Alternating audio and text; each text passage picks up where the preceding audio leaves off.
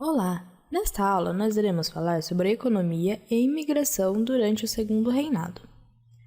Já no finalzinho da regência e no começo do Segundo Reinado, a lavoura de café se transformou na principal base da economia do Brasil. O café é originário da Etiópia e começou a ganhar destaque na Europa por suas propriedades estimulantes a partir do século XVI. Na América Central, ele começou a ser plantado no século XVII e só chegou ao Brasil no século XVIII. As primeiras mudas foram contrabandeadas da Guiana Francesa e plantadas no Rio de Janeiro, onde as lavouras se desenvolveram muito bem. A plantação de café pode produzir por muitos anos se for bem cuidada. Seus instrumentos de cultivo não são muito caros. Porém, a planta é frágil, sensível a geadas e exigia bastante investimento. Junto a isso, o modelo agroexportador fez com que pequenos proprietários não pudessem participar da plantação de café.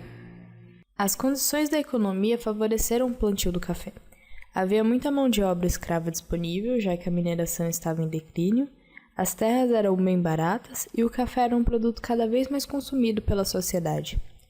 Os plantios se estenderam pelo Vale do Rio Paraíba do Sul e pelo Vale do Paraíba, nos estados do Rio de Janeiro, São Paulo, Espírito Santo e Minas Gerais. Já nos anos 30, era o principal produto de exportação no Brasil, sendo cerca de 25% das exportações, e esse valor só foi aumentando. Além do aumento do consumo do café na Europa e nos Estados Unidos, o café se adaptou muito bem ao solo e ao clima do Brasil, e a produção no Haiti também vinha decaindo. Em seguida, o café expandiu para o oeste paulista, nas cidades de Franca, Ribeirão Preto, Catanduva, Campinas, Itu, Limeira. Os produtores de café dessa região se atentaram mais às possíveis modernizações para se adequar ao mercado internacional. Por isso, nas últimas décadas do século XIX, o café do Oeste Paulista foi o mais exportado e o mais produzido do país. As principais modernizações introduzidas foram o arado, o uso de máquinas, o uso de mão de obra livre, fruto da imigração italiana, alemã e espanhola. O uso de mão de obra livre foi devido à pressão inglesa em relação ao tráfico de escravos. Algumas medidas foram tomadas anteriormente, como em 1810, com o Tratado de Aliança e de Amizade, firmado com a Inglaterra, que deveria extinguir o tráfico de escravos para o Brasil.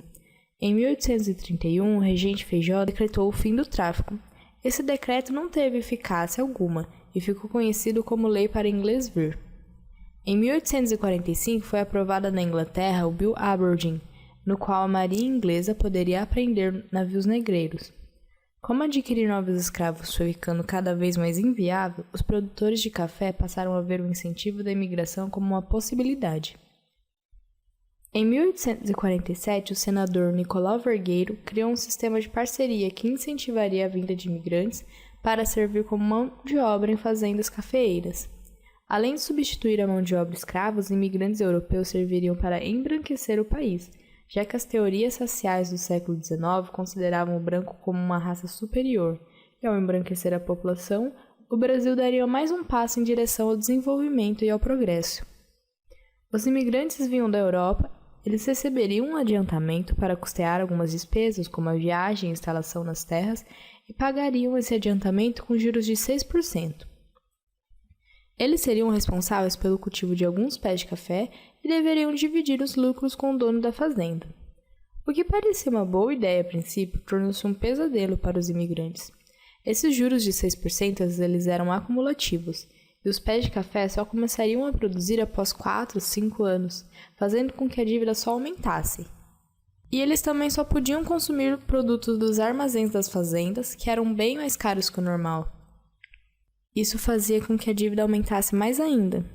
O fato foi agravado com a proibição dos imigrantes de saírem sem ter pago a dívida totalmente, e os colonos foram obrigados a trabalhar durante muito tempo sem renda alguma.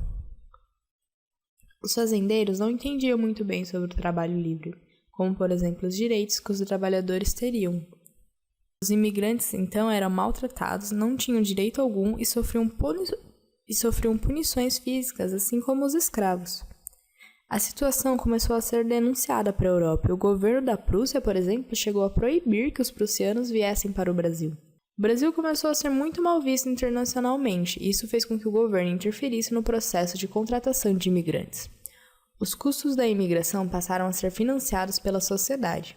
O governo bancaria a passagem e os fazendeiros deveriam se credenciar para contratar os imigrantes, que só poderiam ser levados para suas fazendas depois que o salário e as condições de trabalho fossem estabelecidos diante de representantes do império.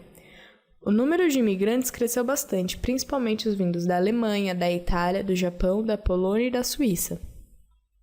O projeto imigrante paulista deu muito certo e os fazendeiros puderam contar com uma grande quantidade de mão de obra novamente para substituir os escravos. Tudo isso sem elevar os custos da produção e mantendo o lucro. Para evitar que os imigrantes pudessem ter posse de terras, em 1850 foi aprovada a Lei de Terras, na qual a compra de terra seria o único meio de possuí-la, em vez de somente ocupar o lugar como era antes. Em relação às taxas alfandegárias, em 1844, a tarifa Alves Branco foi aprovada e fez com que as taxas alfandegárias brasileiras subissem para 20% a 30% dos valores dos produtos importados que não tinham produção similar aqui no Brasil, e 60% para os produtos importados que tinham similar produzida no Brasil. Isso para garantir a proteção alfandegária e aumentar a arrecadação de impostos.